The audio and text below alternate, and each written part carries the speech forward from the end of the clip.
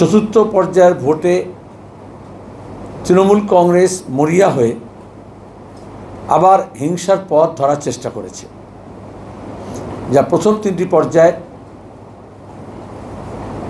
Election commission of India যেভাবে ব্যবস্থাপনা করেছিল এবং কোনো গণ্ডগোল সেরকমভাবে ঘটতে দেওয়া হয়নি। আমরা দেখলাম গতকাল কিভাবে ভোট দানে বাধা দেওয়ার চেষ্টা করা হয়েছে কৃষ্ণনগরে, অন্যত্র আবার হিংসার ঘটনা ঘটেছে। তৃণমূলকে খুন করেছে কেতুগ্রামে আগের দিন,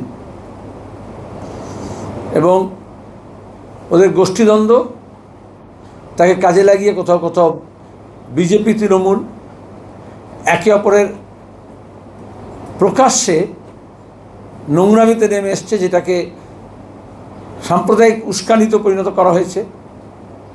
আর ভেতরে ভেতরে বিপদ বুঝে ভোট ট্রান্সফার করার চেষ্টা করেছে বেশ কয়েকটি কেন্দ্রে। ভোটের দিন বোঝা যাচ্ছিল না কে বিজেপি আর কে তৃণমূল, অথচ আমরা বর্ধমানে দেখলাম কে হিন্দু কে মুসলমান, সেটা বিজেপি আর তৃণমূলের নেতারা বোঝানোর চেষ্টা করছেন।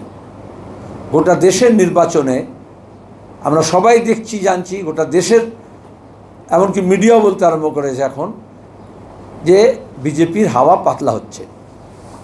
কিছুতেই যারা 400 পার বলেছিল তারা হাফওয়ে মার্ক পার হবে কিনা সেটাতে যথেষ্ট সন্দেহ দেখা দিয়েছে।